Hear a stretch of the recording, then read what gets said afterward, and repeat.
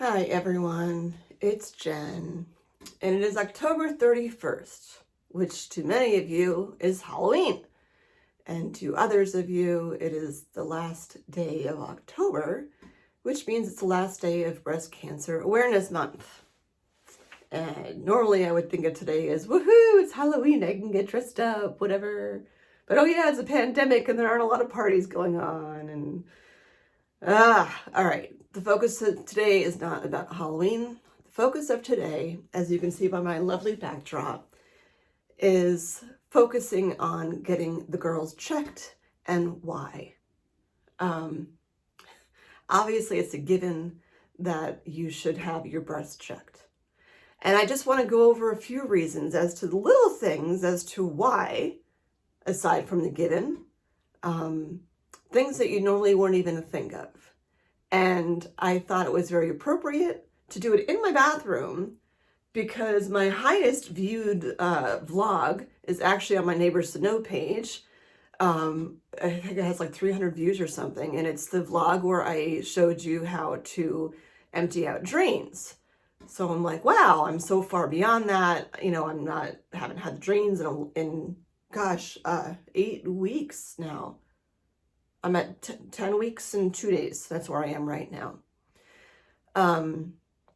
So I've come very far, and yet there's things that are driving me batshit crazy that I haven't come far with. For example, it's really windy outside today, and it's been raining for days, and raining makes me achier than usual. And in my bathroom, for example, my fan starts to click a lot when the flap, I guess, that's outside clicks or whatever it does when it's rainy and windy outside. And normally what I would do is stand on a little step stool and cover it up, but I can't do that because it's on my ceiling and I can't reach that high. I can probably with my left hand, but my balance isn't quite all there yet. And I certainly can't do it with my right arm. Did you hear that? That's what I mean. So it gets really freaking annoying. Do you hear that? It drives me freaking bonkers. Okay, so why to get the girls checked? And it's beyond saying, yes, I can do a self-exam at home because I am prime example of why you could have oh my gosh, I even forgot. What was mine? 2.9 centimeters? Originally, they told me it was 3.5 centimeters or something like that, my tumor. But and you know, you can do the math with your fingers of how big that is, but it took, here, I'll do this. Part of what I want to show you today is some stuff on me too, because I actually have omitted or deleted, this is an awkward position to be in. I've deleted 2 or 3 vlogs because I noticed that when I was showing things and I rewatched the vlogs before I post them on YouTube, that, oh God, this is driving me crazy, that you could see the scars in my breasts. And I'm not saying I'm not ready to show them, but I'm just not showing them. I'm more than happy to show you other things of what breast cancer looks like, but not my scars. I know some women are very like, here's that, you know, here they are and blah, blah. I'm not there. And I thought I was going to be there. I actually was considering doing a photo shoot. And I'm not there anymore. It is very much a roller coaster with this whole experience. But anyway, so yeah, so standing up, my tumor was, I mean, I'm intentionally wearing black because I know you can, it's more forgiving and hopefully the lighting, you won't see the scars. Are also deleting this one too. But my tumor was right around here and it was 2.9 centimeters. It took up a pretty big chunk of my right breast. And there was no lump. There was no lump. I could sit in the shower, and like I'll admit that I didn't sit there in the shower every single day doing a breast exam. I didn't. But it wouldn't have mattered for me. For me, there was no lump. And I think it's just like, oh, you feel a lump when you have breast cancer, or you have this, or, you know, oh, your nipples are misshapen, or one's higher than the other, or whatever. You can't always tell. I mean, sometimes yes, but you can't always tell by looking at yourself in the mirror. I'll rewind and say that when all this stuff started for me, you know, we're in the middle of a pandemic. I'm not with a partner. It's not like I sit there analyzing my boobs every day as to see what they look like. You know, I did notice that as time went on, like over a year or so, that they were starting to get saggier than usual, but I'm turning 50 this year. So I'm like, I just assume that that's what they look like. How am I supposed to know what my boobs should look like when I'm turning 50? I have no idea. And I had been told that, you lose either tissue or muscle mass or whatever the heck it is that you lose as you get older, and that's why your breasts sag. And then I thought, well, like the upper part of me, if I backtrack here, the upper part of me, like from here up, was fine. And like here even was fine. And I thought that like, well, maybe I'm just like working out more and I'm getting more muscular and stuff. So this is like all muscle now. And that's why these look saggy, because I have all this muscle. And I don't even know what the right answer is for that. I don't know what it is. The point is, I had almost a 3-centimeter tumor in my right breast, and there was no lump. I couldn't tell just by looking in the mirror that I had breast cancer by the way that my boobs looked. Yes, my nipples look different from each other, but I think every human being is or asymmetric. So you can't really tell by looking in a mirror. And while those things are helpful, the only thing that picked up my breast cancer was when I went in to get that MRI done. Would it have been picked up in an ultrasound? Yes. I had not had an ultrasound. There was really no need to. My mammogram was pushed off because of the pandemic, partly. People weren't going in for like routine things. And I'll say now, as we're like well into 2021, and I get that COVID is still out there, but I also get that things are getting better. And the reason why hospitals are so full and short-staffed and stuff, people are now starting to go back and to have all these procedures done that they've been pushing off. So yes, please, for the sake of you have one body. That's it. You have one life, and that's it. And you could think everything is just going to be fine, whatever. Statistically, breast cancer is now the highest rated cancer out of all the cancers. It just recently surpassed lung cancer, which is insane. It's like, how long has this been around? But today's not about soapbox. Today is about, for you women, and for men too, because breast cancer happens in men. Granted, it's like 1%, but still. Yes, there's several aspects. Should you feel around yourself if you feel something off? Yes. Should you look at your nipples to see, like, is one higher than the other? Is there an indentation or whatever? Yes. There are things that you can do at home to look. And if you have the slightest bit of concern, get your ass into the friggin' doctor's appointment and get a test. Because with cancer, you can't have a definitive answer unless you get your ass out of your seat and get to the friggin' doctor and have the testing done. There's no way to tell. No way. If I had the MRI, Lord knows what my outcome would have been. Lord knows how large my cancer would have grown. My cancer had probably been growing between 6 months and a year and a half. And I had no idea. I mean, granted, yes, I had weird things that happened to me in that time. For me, it was about a year and a half of a little bit of health crazy. Like my body was just off and I couldn't quite figure out why. My stomach was very distended. It's October 31st. So starting about June or July of last year, I had my Mirena replaced and my stomach was distended, which happens when you have an IUD put in. But I had the Mirena for about 10 years. I had it switched out when you're supposed to, but my body was used to having a Mirena in. And I couldn't understand, like, why is my stomach still so big? And then I'm thinking, well, we were in the pandemic then. Yeah.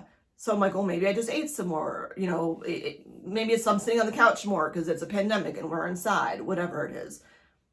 The point is, I never would have known had I not followed up and said, oh yeah, you know what? I really need to make my appointment to get that MRI done. I was going for my yearly mammograms until 2018. Okay, so tamoxifen, hot flash, as it's coming on. Just one of the many things that I can share with you about the little things you don't think about when you have breast cancer. Like right now, it feels like, boom, I just got 100-degree fever. And it will probably last a couple hours and then go away. My hot flashes are not flashes. They're just more like spans of time where I'm just like stupid hot. Like when you have a fever, like that's what I feel like right now, and it just came on like that.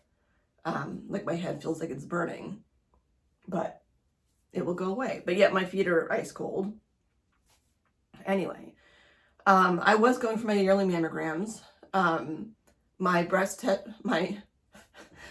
tissue, which I don't have anymore, but my breast tissue was dense. So I would get that letter in the mail that I know a lot of women get, and they just file it or they chuck it and don't think anything of it. They get a letter in the mail that says that your breast tissue is dense, and that mammograms are not the most accurate way of seeing if something is wrong. So they suggest going for an ultrasound or perhaps an MRI. I don't know, but at least an ultrasound. And I did have one ultrasound before, years ago, when they found something on my mammogram, but it turned out it was just a lymph node and it was fine. But if you get those letters, and I know for a fact, because I've talked to them, I know there's so many women out there that get that letter in the mail that says they have dense breast tissue, and they're like, oh yeah, I have dense breast tissue. That means that go out and get yourself the ultrasound, because that will show up if something's wrong. For me, like not being a medical person, when I was looking at the imaging and I'm looking at the ultrasound, I could clearly see my tumors on the ultrasound. It was blatantly obvious that what my tumors looked like in the ultrasound. Even the ones on my left side that were benign, it turned out they had precancerous cells, but they are very distinct looking, and it is very clear to see. On a mammogram, you do have to kind of tweak a little bit, but if you get those letters, just make the goddamn appointment. It is one appointment. You know, if you don't have the money, ask. There are many people that are willing to step up. I know with health, a lot of it is about money. I'm spending, at this point, I'm in PT twice a week, $45 a copay. And then I have other appointments outside of that, which is probably once a week. I'm trying to just do once a week. That's another $45 for a copay. And it does add up. But you know, for the one appointment to go, you just got to go. Like, how much is your life worth to you? And I don't mean to sound dire, but it's like, for me, you know, it'd been growing for a year and a half potentially. It's like I had cancer for like a year and a half potentially, and I had no idea. Anyway, I had this ascension in my stomach, and then in September, I had a kidney stone, and I'm like, why would I have a kidney stone? I was super, like, mindful of what I was eating. Granted, I wasn't drinking enough water, so I can own up to that part, but I'm like, a kidney stone, that's just so random. And then I had COVID in March of this year, 2021, which at that point, I wasn't even really with anybody. I wasn't like socializing. I wasn't out and about really doing a lot of things. I was wearing my mask, using my sanitizer, all the things you're supposed to do, I was doing. And then I had both vaccines. I had reactions to both vaccines. And it just seemed like my body was just not, like my body was toast. And I'm like, what is going on? Like, I don't understand. I had brain fog really badly. Not now, but I can't even remember back when it was, which is kind of funny because I'm talking about brain fog. I had brain fog. It was after the kidney stone, I know that. And it was before I had COVID. But I remember I drove into town center, and I lived in this town for 11 years. I drove into town center, a drive that I would do every day, or every weekday at least, and I could not remember. I got to a stop sign, and I could not remember if I should turn left or right to go. I think I was going to the post office. And I just sat at the stop sign, and I'm like, I have no idea which way to go. Like, no idea. And now, in hindsight, like, those were all things like my body was fighting something, and I just didn't know. So that's my story, and you can rewind to watch the 100 or however many vlogs I have in succession or however you want. But what I do want to explain to you is, you know, the things that you don't notice about having breast cancer and the things that you don't realize are things. Yes, breast cancer is very treatable now. Yes, most people don't die from breast cancer anymore. But that doesn't mean that it doesn't change your life. And there are life lessons that I'm still learning with this whole journey. And I intentionally am vlogging first thing in the morning, which I don't think I've done at all in all these 100 whatever number of days I'm up to. I don't think I've vlogged ever in the morning. And the reason why I wanted to vlog in the morning is because that's when I'm in the most pain, when I wake up for my implants. So if you haven't watched the other stuff, I had a double mastectomy on August 20th. It's October 31st. So I'm 10 weeks and 2 days in surgery. I had double mastectomy, so they cored me out. They were not able to keep my nipples. And there's a variety of reasons for that, which you can watch in other vlogs. But that's something, oh, and then I did have reconstruction done. They put implants in. I did not need expanders. I went directly to my permanent implants from surgery. And when the whole thing first started, and even when I was telling my kids that I have breast cancer, you know, you phrase it like, yes, this happened, and, you know, people don't really die from breast cancer as much anymore, and it's so treatable, and, you know, hey, I get to have new, you know, implants for my birthday and have perky boobs, whatever. Whoops. Yeah, I don't have perky boobs. I have different boobs, and I'm sure someday, not today, I wouldn't say perky, they're more lifted, but I'd love to tell you all the things that I hate about the implants. And it's not something shallow and like, oh, poor Jen, she doesn't like her implants. You know what? You don't even realize the shit that you don't realize about having implants that are a problem. But what I will tell you in the morning, when I wake up today, I had a gray tank top on, and that's what I slept in. I just recently started sleeping without a bra because it just hurt too much to sleep without one before, to just like leave them loose. Because, you know, when you lay on your back, you know, your boobs go to the side. When you have implants, your boobs feel like they, at least for me right now, it feels like they weigh 8,000 pounds. I mean, it literally, okay, that's not literal, but it literally feels like I have 2 concrete slabs here. And someone just put duct tape and wrapped it around my chest. And that's how I have to walk around all day long. And then you try to move your arms, so you wonder what the impact is on your body. When people look at me out in public and they're like, oh, she looks great, whatever. Yeah, I can have my hair colored all pretty and have my new glasses and have my makeup done. You don't see what's happening underneath all of that. You know, my left arm, all right, so my left arm, I pretty much can go almost all the way up. Not all the way up. My right arm, I get to like here where I can feel it. I am able to lift my right arm above eye level if I'm laying on my back. They just tried that in PT Friday, 2 days ago, and it made me cry because it was the first time I could see my actual hand laying down. It was really a big deal. Other thing to take for granted is the ability to lay on your back. Because after you have reconstruction and surgery like this, your pectoral muscles are going through some crazy ass shit.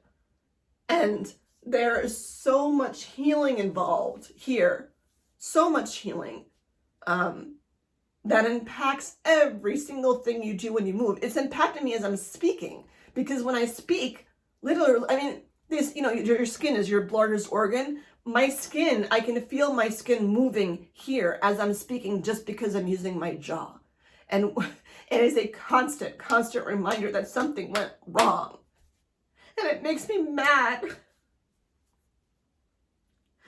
like, I'll own up to stupid things I did when I was younger or whatever, if I did something to make me have this, but I didn't do anything to make me have this. There's nothing to blame. It just happened. And I wouldn't wish this feeling on anyone. I truly wouldn't. But the weight is huge. So laying on your back is a big deal. Last Friday was the first time that I think it was Friday, that I laid on my back.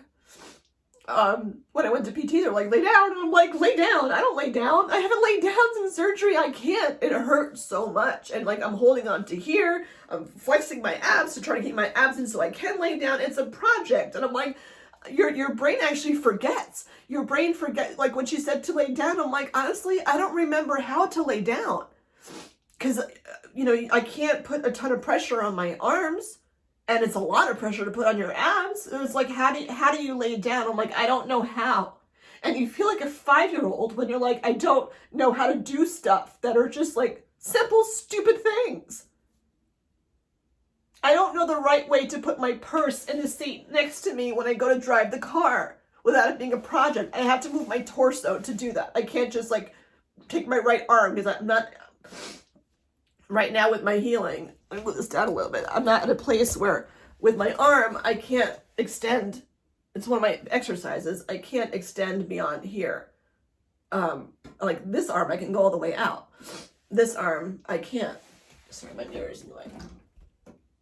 What I will say is with the healing as I'm rewinding and I'm in my bathroom, you know, I did have my drains. I don't mind showing you those. And they actually, I'm going to move this up. We're moving a lot with the tripod today. I'm going to be careful as to how I'm showing this to you and actually look in the mirror first before I show you, because I don't want to show you my other scars, but I will show you these. I don't mind showing you those. So I have 3 scars here. I think these top 2 are where the drains were put in, and I think the bottom one is where it was sewn in. And then I have this weird red thing over here, which is just the nurse pulled too hard on the tape to get the adhesive off after surgery. But whatever, it's much lighter. The other side, I don't even know if I can show you that actually, because I can't reach. Yeah, all right, so that's my other side. Again, same thing, 3, but the bottom one's almost gone. When I went to PT, she couldn't even tell that it was there. So those 2 slits are from the drains, and these are totally healed, but there's still so much swelling. You know, the surgery was August 20th, and there's still so much swelling here, and part of my PT is just to even touch this and rub it. But like right now, I am sweating like a pig. I'm sweating like a pig. Like my armpit is wet, which is gross as I do that. And then there's the lymph node part. So the lymph node thing, I had 2 lymph nodes removed from my left side. I had 6 removed from my right side. And yes, I still have to go back through and read all of my medical reports. I still haven't read them yet. It's just so much. I still haven't read them yet. But I know people that have had like 20 lymph nodes removed. And your lymph nodes are what take all the gunk in your body and help it, you know, release. So if they're not there, you get this extra swelling, and you know, your body needs a way to get rid of those toxins, or just the bad things, whatever.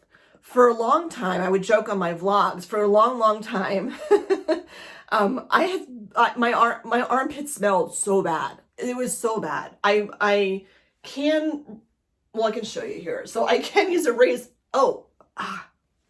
I can use a razor, to be gentle, to shave here. But even here, I'm not like 100% up, as you can see. That's like the highest I can go.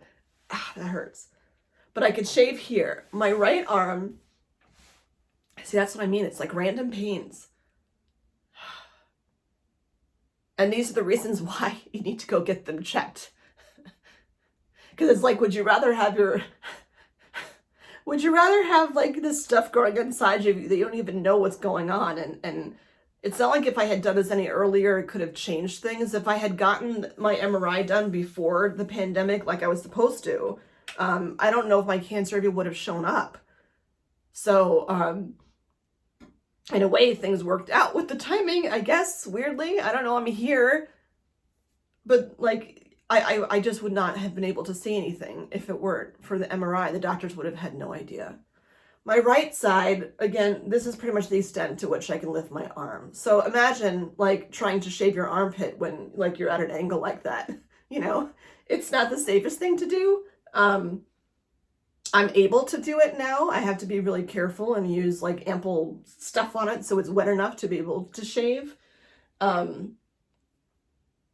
But it's those little things that you don't realize. I wasn't allowed to shave my armpits for quite some time, so I started growing hair there, you know, and I thought that maybe like that was the reason why it smelled, because I wasn't used to having hairy armpits. I mean, they weren't really hairy. I'm not a super hairy person.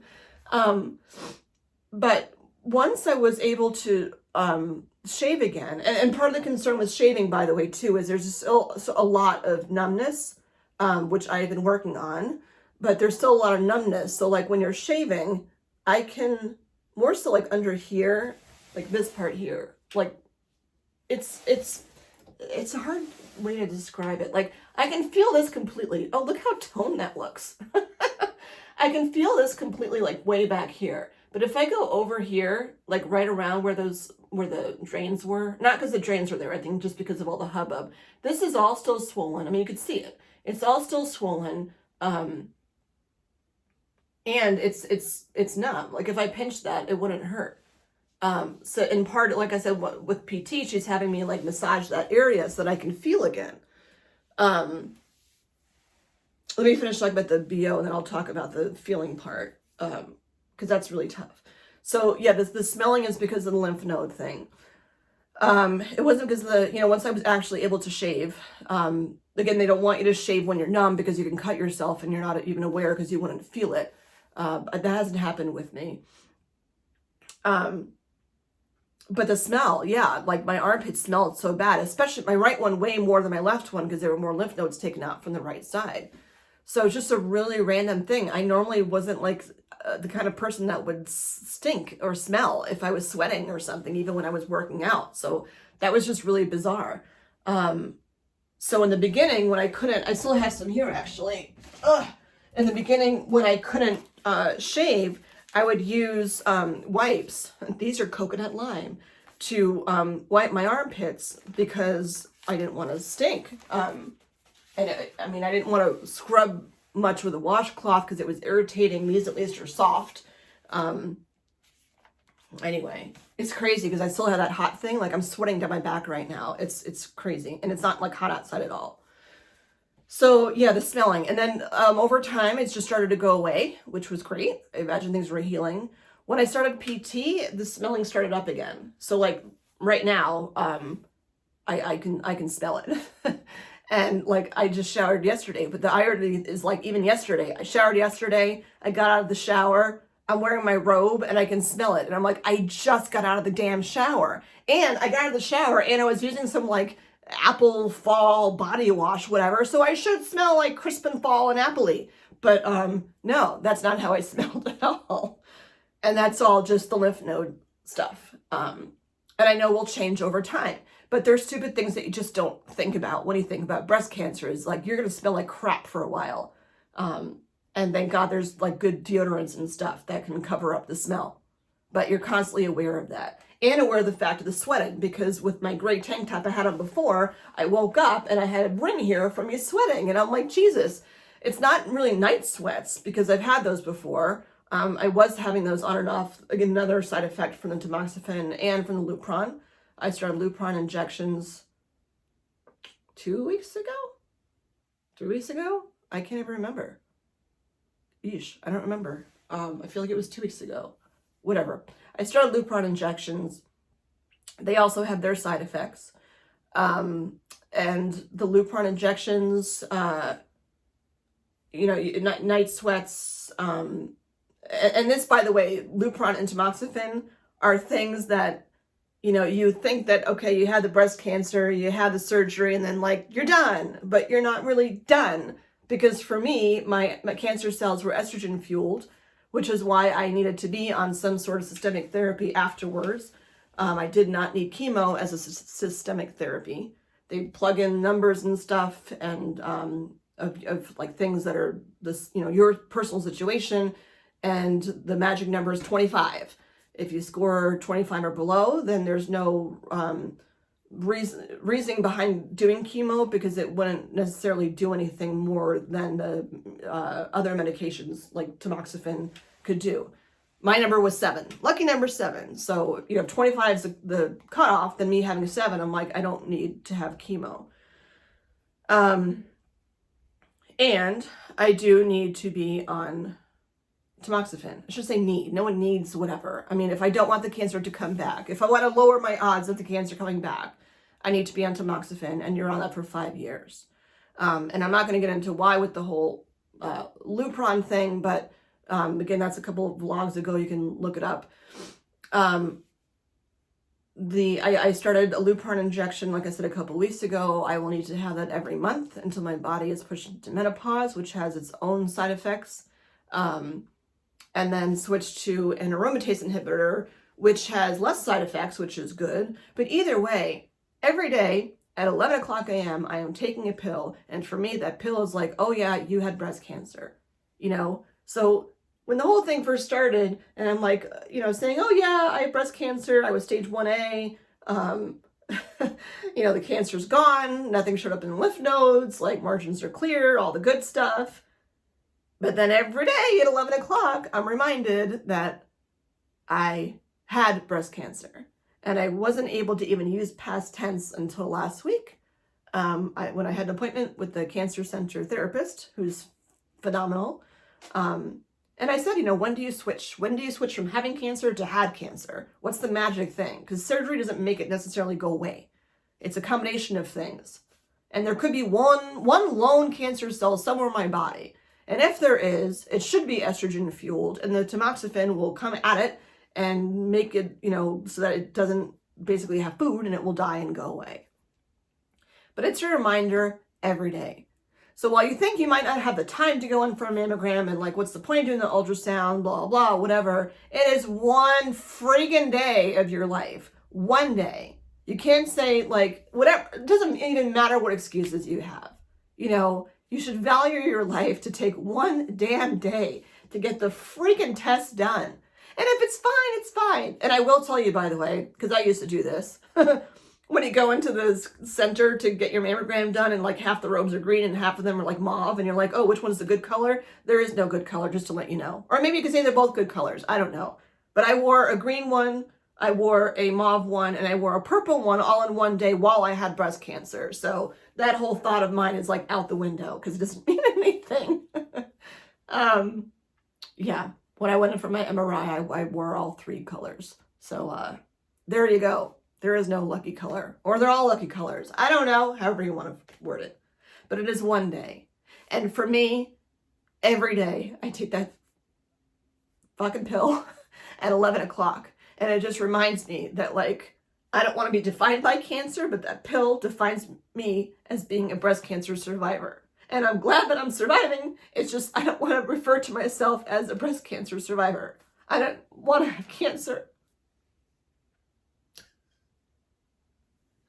You know, there's certain things that you do and like that you have shit that happens. Like you smoke, your teeth get yellow. You know, you drink, then you have liver issues, whatever. Like that go hand in hand. It's like I didn't do anything. I didn't do anything.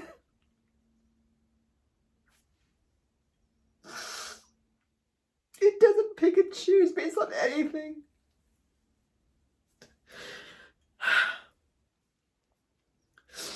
But every day at 11 o'clock, it's just a reminder that I have had breast cancer. And every morning when I wake up and my chest feels so heavy, it's just a reminder that my breast tissue's not there anymore, that I have implants. And for those of you that glorify having implants, breast cancer, by the way, breast cancer is not the same as having breast augmentation. If you say, oh, my friend had implants too, did she have cancer? No, it's not the same thing. It is not the same thing. What I will share physically, because that's why I wore this tank top. Ah, jeez. So, obviously my stomach distension has gone down dramatically. Holy cow, my sweating. You can think I'm wearing black. My stomach distension has gone down a lot. I don't know if you remember when I sat in this chair before, I was pretty chunky.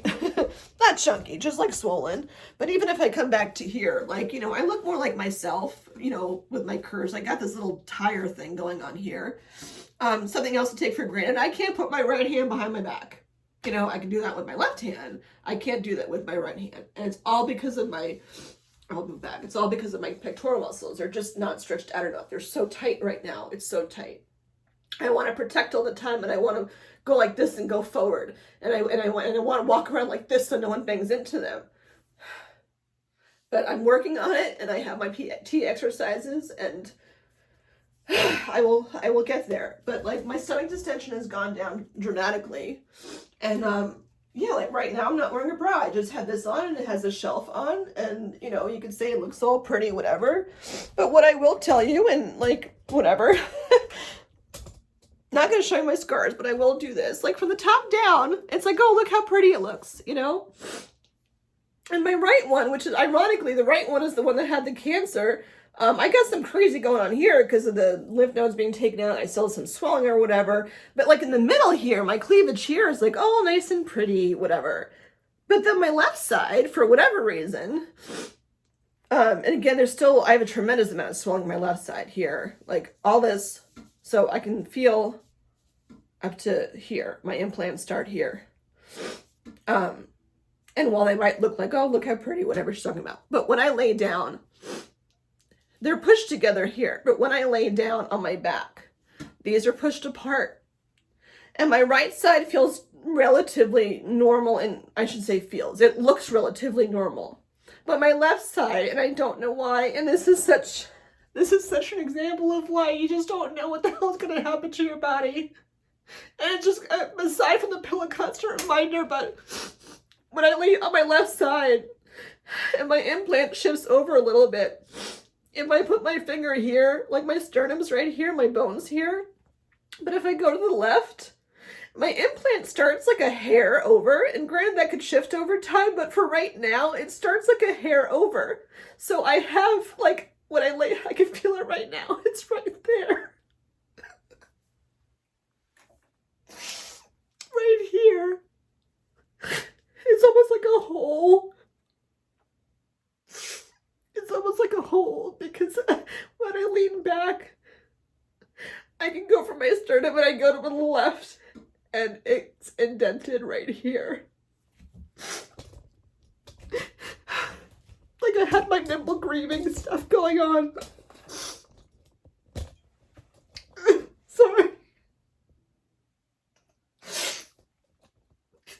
I'm not sorry because people have to see this. People have to get that it's like, it is a big deal. You need to go.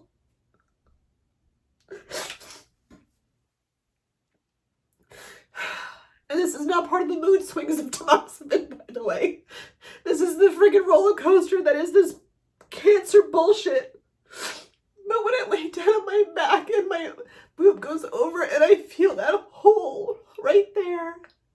And it's just a reminder all the time that there's nothing there. It is not the same as just having implants. Because if you have implants, your boob is still there. You still have tissue. I don't have any tissue. They took it all out. They took it all out.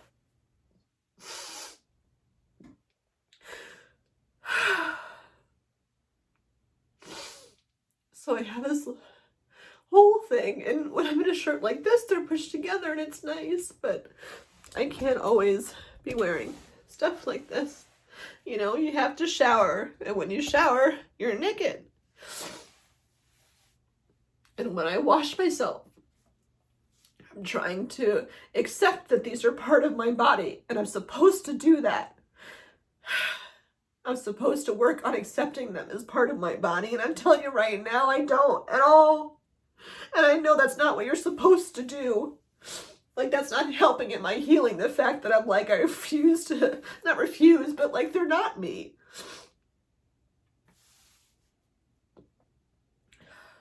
And then I have this whole thing. It's not a hole, it's like an indentation. But the point is, it's there. It's right there. And when I feel it's like a boob should be there. And the implant's not there yet. So it's just this scoop where there's just nothing. And it's just a reminder that the breast tissue is gone, that my breasts are gone. You see them like, yes, they're here. In my head, my breasts are gone. My breasts were sitting, they were here, and then they were cut out, and then they were shipped to California to go to some lab to be analyzed to see like what the story was with what was making up my cancer. That's where my boobs went. I'm not at a place yet that these are mine. Mine are someplace in California. I don't even know what they do with them when they're done. Hope they don't just throw them in the garbage. I don't know what they do with them. But my boobs aren't here. They're way over there across the country. Potentially in a landfill. I don't know. But I'm not at a place to consider these my own. And this is what the roller coaster is like. Because yes, I do see how far I've come and the things that I'm able to do, and the fact that I'm even able to put this shirt on in the first place because it's a racer back, and granted, I can't get it over my head. That's something else to keep in mind. You won't be able to get shirts over your head. Is it worth it to just put off the goddamn mammogram? No, it's not. I have to pull a shirt like this up from underneath. If I don't have something with wide armholes, I have to pull it from underneath. And then I have to think very carefully about how I'm going to get dressed every day. You take putting your socks on like it's not a big deal. For me, I can't lean forward to put my socks on because it's so uncomfortable from the weight. I had to ask my son to tie my shoes on Friday. And I'm like, this is what like 80-year-old people do when they get to like be senior citizens and they need their kids to like tie their shoe. And I just couldn't do it. It took so much energy to get dressed on Friday. Then I had to ask my son to tie my shoes because I just couldn't. I had to use a shoehorn, a really long shoehorn to get my shoes on. And I just used too much energy. And I'm like, well, I got my shoes on. But I can't tie them. And when I went out on Friday and it was really cold out, and I went to put my jacket on, I had a hoodie on. And I could put my jacket on, but then I'm like, the hoodie gets stuck, and I'm like, I want to just go and like flip it out with both sides, but I can't lift my right arm that high. I can't lift my arm that high. There's a lot of things that are taken away from you. And while I will eventually go back to being a glass half full kind of person, I'm not there right now.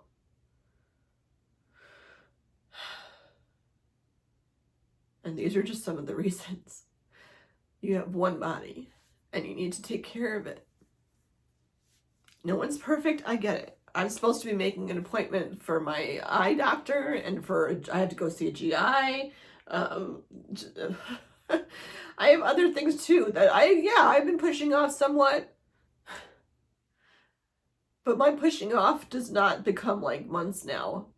It becomes like, all right, I'll push it off to next week, and then I'll call. Because you get the one body, and that's it. And yes, breast cancer is very treatable. I will figure out a way, as I always do, to just, deal with the medication I have to take and the timing of the stuff I have to do. And I will continue with my PT exercises to just stretch this and open it up and eventually like not cave and want to go inside all the time and just lift my shoulders up and back. But right now I can't do that. Right now I can't feel my shoulder blades. My exercises say, put your shoulder blades together. I can't even feel where my shoulder blades are. Your head forgets that fast. I forgot that I used to do Zumba. I love doing Zumba and I love dancing. I can't do that now. So going out to get your testing could be the difference from like, having a lumpectomy where they could potentially use your own tissue to just move things around. Who knows? I don't know. But cancer doesn't just like sit around and just wait. It grows and it grows and it grows. It does its own thing. And there's no way for you to be aware of it if you don't go for testing. There really isn't. You can't see cancer from the outside. There could be signs, yes. But I had no idea that when I knew my body was off, I had no idea that this was why. Totally not on my radar.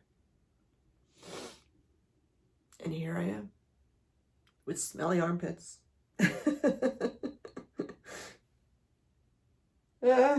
Painful boobs. It is not peaches and cream. So I'm going to go eat so I can have a full stomach to take my tamoxifen on. I'm going to go wipe myself down with these coconut lime wipes because my pit smells so bad right now. I can't stand it. And I'm sweating so much that my shirt's getting wet. And then I'll have to change my shirt. And getting this off is going to be a pain in the ass because I have to think of the physics of how the hell to get my shirt off. And part of it is my stubbornness that I just want to wear a regular shirt. Just go get tested, for Pete's sake. Just go. If it's the weekend, do it Monday morning. Just make the freaking phone call and just get in there. And it's probably going to be fine. But at least you'll know. And if you're one of those people that gets those letters that say, you know, yes, your mammogram was fine and you have dense breast tissue, just get the stupid friggin' ultrasound or get the MRI. Mine was supposed to be a baseline. That's it. Mine was supposed to be the baseline. And surprise. Trick or treat. Trick! I'm waiting for the treats. I'm not quite there yet. So, yeah. So we end Breast Cancer Awareness Month today on the 31st. I'm going to be kind to my body today. I have to just take it easy. But still exercise. My legs still work just fine. So I will be walking or biking. I mean, stationary biking without my arms, really. Not that kind of biking. I don't have that kind of balance yet. But if it's during the day and it's during business hours, just make the freaking phone call now and get yourself in there. You get one you. And even if things are really shitty for you right now, you don't know what things are going to be like in another 3 months, 6 months, a year. Things could be wonderful.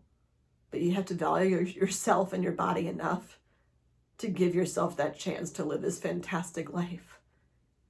And just like you'd bring your car in, you know, you got to bring the body in too and check it out and make sure it's all okay.